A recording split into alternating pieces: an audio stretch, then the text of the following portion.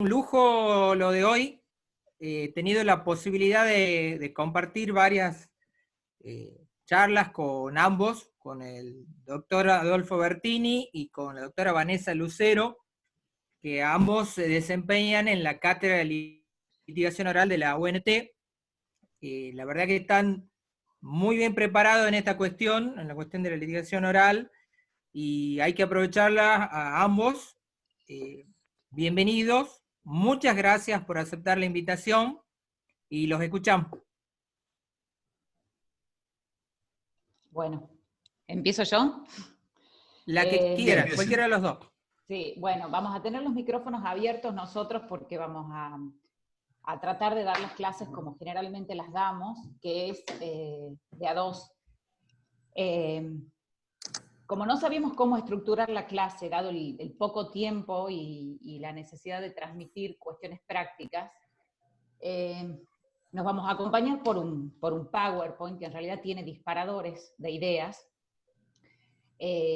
y que lo vamos a ir compartiendo en la pantalla. Sepan disculpar si hay algún tipo de retraso o demora, porque es la primera vez que trabajamos, yo al menos, el doctor tiene más experiencia, pero yo voy a manejar el PowerPoint, que es la primera vez que trabajamos con Zoom compartiendo pantalla. ¿Qué hemos hecho? Hemos ideado 27 consejos para litigar mejor. Algunos son de cosecha propia, otros son de lo que hemos ido aprendiendo con el paso del tiempo. La mayoría son de la cantidad de veces que nos hemos equivocado, no haciendo lo que les estamos diciendo en los consejos. Bueno, la mayoría de esos están destinados a cubrir todo el proceso, todas las audiencias de este nuevo sistema acusatorio adversarial.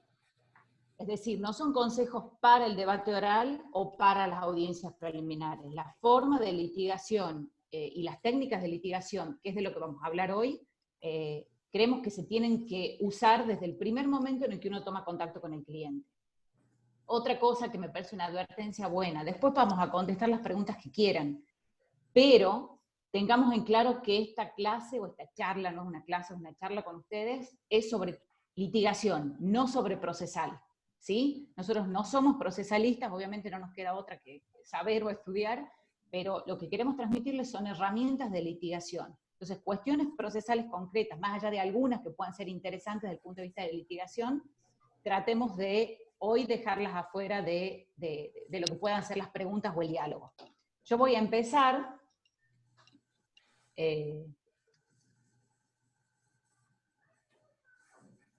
Yo quiero que me digan... Sí, esperen. Ténganme paciencia. ¿Están viendo lo mismo que yo? Sí, doctora. Sí, doctora, sí. Te vemos, Vanessa, sí. Perfecto, listo. Están viendo la pantalla, listo. Este es el futuro al que nos enfrentamos los abogados litigantes en materia penal, y me atrevo a decir que en un futuro no muy lejano en materia civil, el juicio por jurados. No solo porque es una deuda constitucional que tiene la Argentina, sino porque nuestro mismo Código Procesal, yo digo nuestro, aunque nosotros con el doctor litiguemos en el ámbito federal, el mismo Código Procesal con el que van a litigar ustedes, es decir, el Código Procesal de Tucumán Nuevo, prevé en el artículo 12 la participación ciudadana para cumplir con el mandato constitucional del artículo 24, 75 y 118. Y lo prevé sujeta al dictado de una ley. ¿Qué significa esto? El código está hecho para litigar frente a jurados. Lo único que nos hace falta es una ley de jurados, que es lo que se está haciendo en la mayoría de las provincias argentinas. Entonces, litigar pensando en que estamos frente a un jurado, y por eso he puesto esa foto para que no se la olviden, nos va a hacer litigar mejor. Y nos va a hacer litigar mejor porque, bueno, estos son los que les queremos dar, los tips para litigar mejor.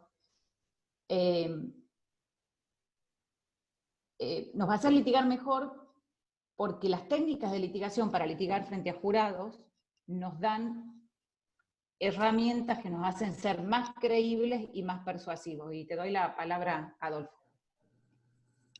Buenas tardes.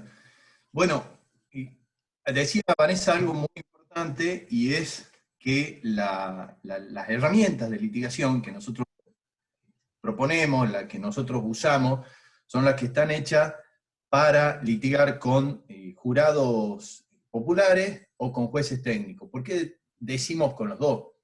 Porque entendemos que estas reglas, estas técnicas que nosotros proponemos son las que se pueden utilizar en todos los casos. Y yo quiero, hablábamos hoy con Vanessa y decíamos cómo empezamos, cuál sería el piso sobre el cual construimos este conjunto de consejos, de tips para litigar. Y nosotros queremos que ustedes tengan siempre dos palabras, les proponemos. En realidad queremos porque tenemos la intención de que así sea, porque creemos que es un buen camino. Credibilidad y persuasión son dos características que tienen que estar al lado del litigante. El litigante no puede no ser creíble y no puede no ser persuasivo. Mejor dicho, no debe. La credibilidad se va construyendo día a día, como en la vida. La litigación tiene en el fondo las mismas reglas de sentido común con las que uno se maneja en la vida, las mismas reglas de sentido común y de ética. Y cuando una persona es creíble, cuando viene a decirnos algo, nosotros empezamos ya diciendo, a ver, le voy a prestar atención. Cuando una persona no es creíble, tenemos normalmente, como personas humanas, un prejuicio, un sesgo, en contra de la persona que nos está contando lo que quiere que nosotros sepamos. Y esta falta de credibilidad, esta credibilidad se construye persuadiendo. El litigante tiene que ser persuasivo, el litigante tiene que mantener la atención, el litigante cuando habla, tiene que hablar con la verdad. Las técnicas de litigación lo van a ayudar a ser mejores abogados, a ser mejores con su cliente, a ser mejores ante los jueces, a ser mejores ante los fiscales, y en definitiva que esta herramienta social que nosotros tenemos, que es la abogacía, sirva mejor a estos fines de resolver el conflicto penal que genera el delito. Regla número 2, o tips. Aprenda a litigar frente a jurados porque hemos descubierto que los jueces también son humanos, ¿sí? Lo que nosotros aprendamos, o las técnicas que aprendamos para persuadir a un jurado, para contarle una historia a un jurado, para lograr que el jurado no se olvide de los hechos más importantes, para mandarle al jurado un mensaje respecto a las palabras claves que se tiene que acordar, para no repetirle al jurado las palabras que no se tiene que acordar, o los conceptos que tiene que olvidar, nos van a servir también con los jueces. Y ese es el mensaje que queremos transmitirles. Nosotros seguimos una línea y una escuela, diríamos que anglosajona, entre comillas, que está pensada para litigar frente a un jurado. Estas mismas técnicas frente a un juez también son más persuasivas. Los jueces también leen historias, los jueces también ven películas, ven las mismas series de Netflix que vemos nosotros, los sensibilizan las mismas cosas, les molestan las mismas cosas. Entonces, y también hay otra cosa importante. A los jueces les molesta nuestra vocación, y lo digo en términos genéricos porque yo me vivo sintiendo tentada, y con el doctor Bertini nos ha pasado muchas veces de cometer estos espantosos horrores. Uno se ve tentado de enseñar cuando habla, enseñar cuando alega, hablar de lo que uno sabe, y a los jueces no les interesa. A los jueces les interesa que les contemos los hechos. Te paso la palabra. Qué importante esto porque vamos a hacer todo un ejercicio de asinceramiento. Al derecho penal en general, pero al penalista en particular, lo rodea un ego muy grande. El penalista tiene un ego los penalistas tenemos un ego muy fortalecido. Y lo tenemos que destruir. Porque justamente ese ego es el que nos hace pensar que siempre tenemos la razón. Y eso nos lleva a la necedad. Y ahí es donde empezamos a perder credibilidad y en consecuencia no somos persuasivos. Yo tengo 3 palabras que siempre estoy repitiendo, a veces parece se ríe porque puso esas 3 palabras, y son persuasión, credibilidad y contar una historia. No son las 3 palabras sobre las que yo apoyo la litigación. ¿Y por qué les ponemos pensar en términos estratégicos? Pensar en términos estratégicos forma parte esencial de la litigación. Las técnicas de litigación les van a servir a ustedes para volver más eficiente su trabajo, les van a servir a ustedes para decidir dentro de este nuevo paradigma acusatorio, cuáles son los casos que van a llevar a juicio, cuáles son los que van a resolver en un abreviado, a cuál le van a dar otro tipo de solución. Y esto es importante porque lo que quiere el sistema acusatorio no puede funcionar sin técnicas de litigación. El sistema acusatorio no debe funcionar sin técnicas de litigación, porque vamos a pegar un timonazo, como dice Binder, al inquisitivo. No alcanza con conocer el código procesal. No puede solo el derecho procesal interactuar con el sistema acusatorio porque se desfasa y se vuelve ahí de nuevo, se vuelve al vicarialismo. Entonces, lo que nos trae la regla de litigación son un conjunto de herramientas para que nosotros tengamos un pensamiento estratégico. ¿Qué es pensar estratégicamente? Lo que nosotros hacemos hoy, lo que se hace actualmente en el sistema inquisitivo, en el sistema mixto, es cuando llega un cliente al estudio, lo primero que hacemos es escucharlo, o llega la madre de un defendido y nos dice, digo las madres porque son siempre las madres las que están por detrás, tratando de solucionar este enfrentamiento entre la persona y el sistema penal. Entonces la madre nos dice, bueno, mi hijo está preso, y mi hijo es policía, mi hijo se llama Galarza, mi hijo está preso, es policía, ha tenido un problema, lo acusan de que ha matado a una persona en un procedimiento, y bueno, y tiene hijos chicos, y él necesita estar con los chicos, uno de los chicos es discapacitado. Lo primero que hacemos es decir, tranquilo, vamos a presentar una excarcelación, o vamos a presentar un arresto domiciliario. Hasta ahí vamos bien, ¿no? Hasta ahí tenemos un pensamiento estratégico de qué es lo que vamos a hacer. Y vamos haciendo un ejercicio de lo que ya vamos a ver más adelante, instintivamente. Pero lo que nos propone las técnicas es decir, que traigamos esa estrategia al piso, la mezclemos con las evidencias que tengamos y lo veamos desde otro punto de vista. Y que entonces nuestros planteos de excarcelación, nuestros planteos de arresto domiciliario no sean solamente objeto, pido la excarcelación, fundamento, el artículo tanto, la jurisprudencia tanto, el principio de que la prisión preventiva es excepcional, pido se lo excarcele. Porque ahí no hay estrategia, ahí hay abstracción. Lo que nosotros necesitamos es tener evidencia, reunir las evidencias, juntar las evidencias, y a partir de eso, definir cuál es el camino que vamos a seguir. La definición de estrategia es los caminos o el camino que nosotros elegimos para llegar a un objetivo. En ese camino tenemos que ser eficaces y eficientes. Y reunirnos de la evidencia y tener, a partir de la evidencia que tengamos, de los hechos del caso, definir cuál es el mejor camino a seguir. Bien, me parece que me faltó una placa, no sé, como lo hemos hecho hoy al PowerPoint, puede ser que me esté faltando una placa, que no es la que viene después, no importa. Bien, antes de ir a la placa siguiente, que es la principal, que es sobre la importancia de elaborar una teoría del caso, sobre lo que seguramente todos ya han escuchado en los cursos, y nunca viene mal que lo vuelvan a escuchar. Acá le vamos a dar nuestros propios consejos de cómo elaborar una teoría del caso, una buena teoría del caso. Pero antes que nada, yo les quiero decir, es importante cambiar el chip de soy un defensor en el sentido de estoy atrás, al lado del arco, esperando que alguien patee para atajar. Tenemos que pasar a ser defensores de media cancha, aunque sea una comparación medio burda. Tenemos que buscar nuestra propia evidencia. Nadie, porque nosotros mismos no creemos, nadie se convence solamente con que le digamos el fiscal no pudo lograr acreditar el peligro de fuga. El fiscal no pudo. Por más que así sea la letra literal de la ley, yo les aseguro que el día de mañana, cuando ustedes sean jueces o ustedes mismos, cuando alguien les cuente una historia que tenga una sola posibilidad razonable de haber sido, y nadie les cuente una historia paralela, ustedes van a creer en esa sola historia.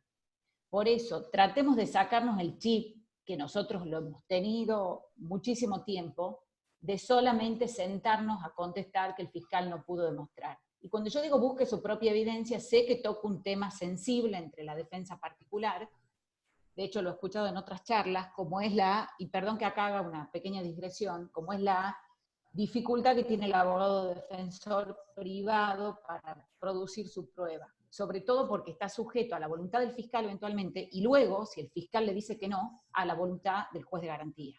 En el mejor de los casos, el juez de garantías es realmente un juez de garantías y entiende que la defensa tiene que tener su propia teoría y que por ende no puede interferir en ese momento en la pertinencia de la prueba. No sé si, lamentablemente no estamos en una clase como para que yo pueda ver que ustedes me digan sí o no, pero no sé si me explico. No estoy hablando de la audiencia en donde el juez va a ver la pertinencia y la otra parte va a discutir o no si la prueba es pertinente. Estoy hablando al comienzo, cuando yo estoy buscando mi evidencia, el juez no tendría que intervenir diciéndome no, señor, y el fiscal tendría que hacer lugar. Pero estamos en el mundo de lo real y no de lo ideal, y sabemos que muchas veces eso no va a pasar, y que el fiscal me va a denegar una medida de prueba que yo pida, o que el juez me va a decir que no, cuando yo recurra a él.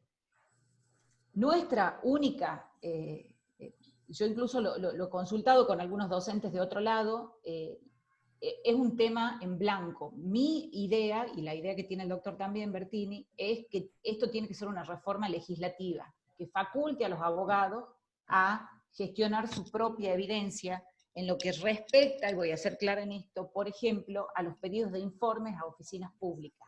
Es decir, no puede ser que el defensor público pueda gestionar, les pongo un ejemplo nosotros, cuando queremos que Gendarmería nos manda el legajo de un gendarme que intervino en un allanamiento, aunque tampoco nos lo mandan tanto, pero no puede ser que nosotros podamos hacerlo por ley y que el abogado particular que esté ejerciendo la defensa de una persona y que está cumpliendo una función social importantísima no pueda hacerlo. Esto para nosotros es una deuda legislativa que tendría incluso, podría ser una propia reforma, una misma reforma del Código Procesal, pero que no creo que haya otra solución. Otra prueba, lamentablemente, será solo si el cliente la puede pagar. Ejemplo, una pericia médica. Es muy difícil que el Estado se tenga que hacer cargo, o sería muy difícil que el Estado acepte hacerse cargo de una prueba que produce un cliente particular para rebatir, por ejemplo, una pericia de un forense. Pero hay muchas pruebas que el abogado podría buscar por sí mismo y que no es tan difícil, y que si bien se lo tendría hoy en día que contestar una oficina pública, sabemos que en general, por la ley de procedimiento administrativo, lo más seguro es que le contesten que no tiene un interés legítimo para pedirle. Así que bueno, ese es un tema que me parece importante dejarlo porque sé que es de preocupación de los colegas. Adolfo.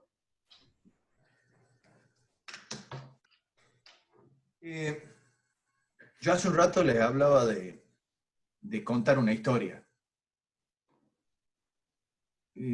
Todo el tiempo estamos contando una historia cuando litigamos. Desde el primer momento en que tenemos contacto con la persona a la que asistimos, hasta el momento en que esa persona sale en libertad porque ya ha cumplido la pena, si fuese la peor hipótesis en la que tenemos una condena. Aún en la etapa de ejecución de la pena, estamos contando una historia. ¿Cuál historia?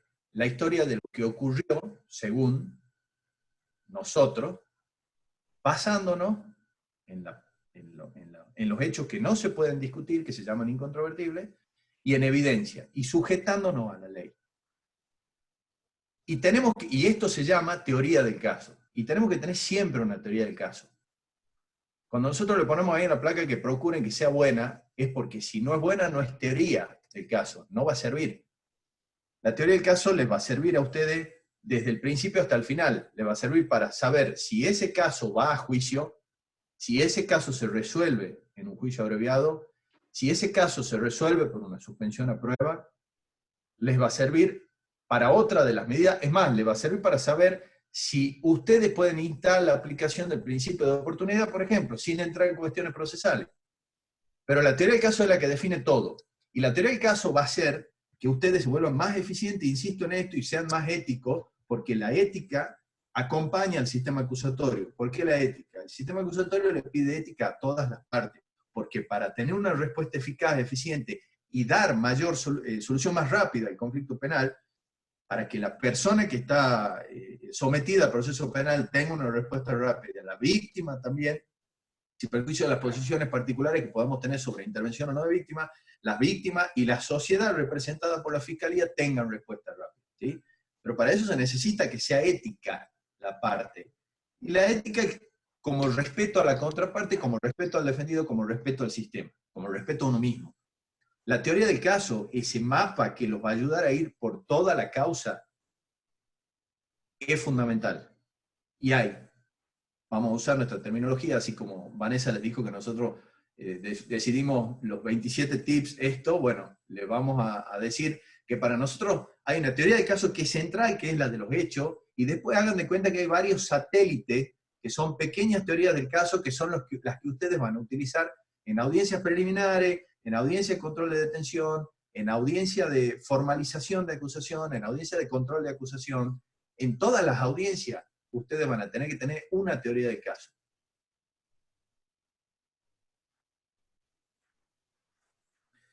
¿Cómo está compuesta esa teoría del caso? Yo les decía que la teoría del caso, la historia que ustedes van a contar, que van a contar durante todo el proceso, tiene que ser un relato sobre lo que pasó, según nuestro punto de vista, sujetado a la ley, sujetado a los hechos que no se pueden discutir y con base en evidencia. Cuando hablo de evidencia, hablo en términos de derecho probatorio, distinguiéndolo de la prueba. Antes del juicio se llama evidencia, después del juicio, cuando entra el juicio, prueba. Estas son las tres cosas que tienen que estar aglomeradas en una teoría del caso. Tienen que tener lo que se llama una teoría jurídica, tienen que tener una teoría fáctica o proposiciones fácticas y una teoría de prueba. Si las tres cosas existen, si se arma ese pack así, ustedes tienen una teoría del caso. Si una de las tres es débil, no tienen teoría del caso mala. En definitiva, no tienen teoría del caso. Por lo menos teoría del caso que les sirva para esta eficacia, eficiencia, ética y saber cómo resolver el conflicto penal. Y aquí venimos de nuevo a lo que dijo Vanessa al principio, que es muy importante. Disculpen, ¿alguien está preguntando algo? No, doctor, me parece que es tu audio que hace como una interferencia. Ah, bueno. Entonces les decía, hay uno de los elementos de la teoría del caso que son las proposiciones fácticas. ¿Qué es esto? Transformemos los elementos de la teoría jurídica en frases coloquiales. Por ejemplo, si nosotros entendemos que Galarza estuvo cumpliendo su deber, entonces tenemos que ir al artículo 34 del Código Penal y ver cuáles son los elementos que tiene la causa de justificación, aunque no sería el mejor ejemplo el cumplimiento de deber como causa de justificación, pero bueno, digamos que ha sido una legítima defensa de tercero. Entonces ir al Código Penal, es por una discusión que hay sobre el cumplimiento de deber, pero vamos a la legítima defensa del tercero, vemos cuáles son los elementos. Esa va a ser nuestra teoría jurídica. A esa teoría jurídica, a cada elemento, nosotros los tenemos que transformar en proposiciones fácticas, en frases coloquiales. Por ejemplo, falta de provocación suficiente, se transformará en una proposición fáctica, o en muchas que quieran decir, Galarza no fue el que inició la discusión. O Galarza llegó y la situación ya estaba producida. O Galarza llegó y ya había una persona tirada en el piso y otra persona con un arma en la mano. ¿Sí? Tenemos que transformar, paso fundamental, hechos, volver la frase jurídica, los elementos jurídicos a proposiciones fácticas. Y aquí hay una cosa que es importante, que lo estábamos charlando hoy también con Vanessa. Al mismo tiempo, si nosotros queremos, por ejemplo, decir que no hay robo, que la conducta es atípica, o queremos decir que la persona no tuvo la intención de hacerlo y que no había dolo, ustedes imagínense el ejemplo que me decía hoy Vanessa de alguien sosteniendo en una acusación, la persona y el imputado actuó con un dolo manifiesto. Por esto, señor juez, pido que lo condene. Yo me imagino, cuando yo les digo dolo manifiesto, capaz que ustedes se imaginan algo disfrazado con un cartel que diga dolo, y bombos, y platillos, y pancartas por detrás, manifestándose un dolo. No lo entiendo. Y no lo entienden los jueces, o si lo entienden, lo tienen que procesar. Y un jurado no lo va a entender. Entonces lo que tienen que hacer es transformar ese dolo manifiesto, si fueran querellantes, en él sabía que su mujer estaba en el cuarto viendo televisión, él sabía que su mujer no podía consumir azúcar después de las 10 de la noche, él preparó un flan con dulce de leche y se lo llevó y le dijo que tenía sacarina, pero en realidad tenía azúcar y el doble de azúcar. Eso es transformar esos elementos en proposiciones fácticas. Y si fuéramos defensores, diremos, bueno, no puedo decir, mi defendido no sabía que se estaba apoderando de una cosa, mi defendido no tuvo dolo porque no sabía que la cosa era total o parcialmente ajena. No, tenemos que decir, mire, mi defendido tenía una jarra negra que decía termo, que tenía un rayón abajo y que tenía una tapa plateada igual a la que tenía la persona a la que acusan de que le ha hurtado la jarra. Pero lo que él no conocía que esa era la jarra de la otra persona, y tenía elementos para pensar que era de él. Error de tipo. ¿Sí? Entonces, es transformar lo técnico en coloquial. Me estoy yendo un poco, me estoy colgando ya con los ejemplos, Perfecto, así que vamos a seguir con esto. Están bien, están bien. Nosotros tenemos en general, digamos, yo siempre lo acuso a Adolfo de que pone ejemplos malos, pero ahora han estado muy bien. Estoy entrenando. Está entrenando, bueno. Pasemos relacionado con lo anterior, consejos sobre la teoría del caso. Si no tiene evidencia que respalde cada una de sus proposiciones fácticas, no tiene una teoría del caso. Es decir, que si no tiene evidencia que respalde, por ejemplo, la falta de provocación suficiente, o no tiene evidencia que respalde la agresión ilegítima, usted no tiene una teoría del caso sobre legítima defensa. Y esto es importantísimo, y se relaciona con algo que viene después, y que incluso está entre las instrucciones que le dan al jurado cuando empieza un juicio por jurado, si alguna vez han escuchado alguno, no sé si se acuerdan que le dicen al jurado, señor del jurado, es prueba lo que usted escucha de los testigos, es prueba lo que usted escucha de los peritos, la evidencia documental que se presenta, la evidencia material, no es prueba o no es evidencia lo que afirmen los abogados. Nosotros tenemos la costumbre, y el doctor acaba de dar los ejemplos muy claramente, y creo que es lo que más cuesta cuando uno empieza a litigar, y mis alumnos están ahora callados, pero podrán decir que es verdad lo que digo, lo que más cuesta es trasladar la abstracción jurídica a proposiciones fácticas.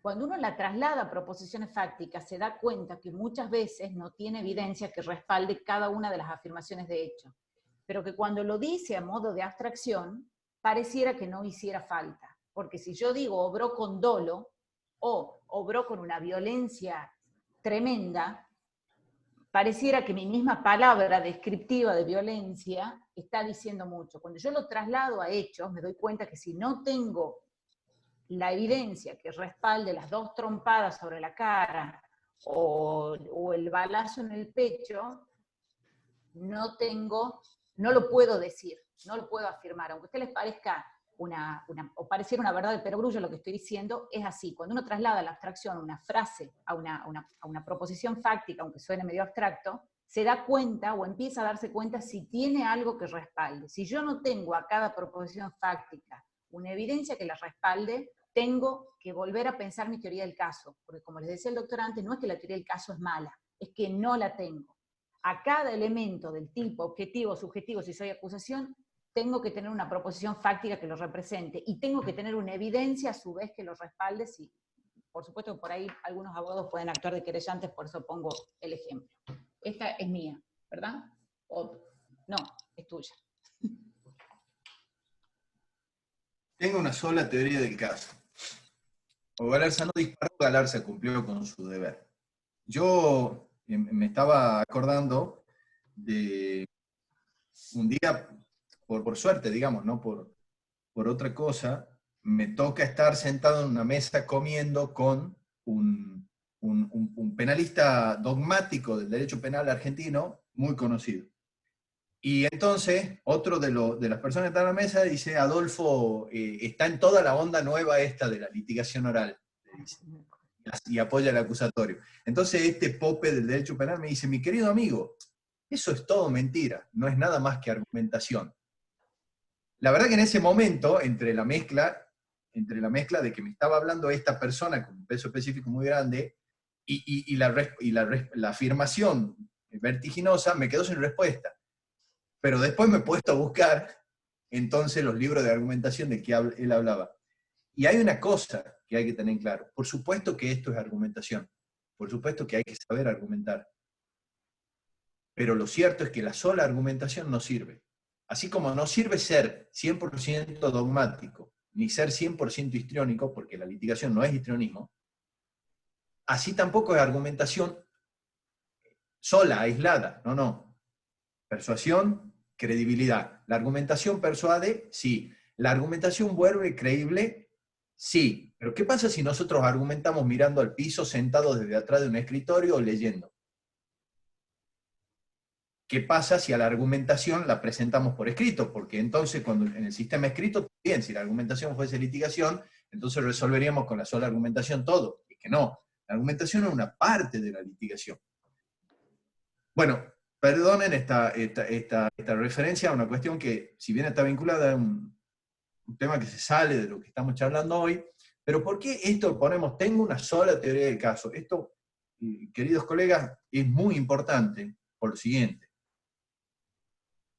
Imagínense que yo les diga, ustedes me invitan a comer a su casa un asado, y me dicen, ¿cómo está el asado? Y yo le digo, mira, está rico, aunque también puede ser que esté feo. ¿Cómo está la carne? Está cocida, aunque puede ser que esté jugosa. Si vos crees que no está cocida, entonces está jugosa. Es un poco creíble, ¿no? Me estoy mostrando como una persona que en realidad no tengo en claro ni siquiera mis convicciones, ni siquiera lo que estoy diciendo. Lo mismo pasa cuando yo al juez le digo, mire juez, esta persona la tiene que escarcelar o en subsidio, dele el arresto domiciliario, ¿no? Y voy a ese punto porque ese es el punto, un punto que ocurre a diario, ¿no? Nosotros encima con la redacción del nuevo código pensamos que pueden entrar en subsidio las cosas. Las cosas cuando entran en subsidio suenan a que lo principal que yo pido no estoy seguro de tener la razón. Y ahí diluyo credibilidad. ¿Puede haber casos excepcionales? Puede haberlo, supuesto.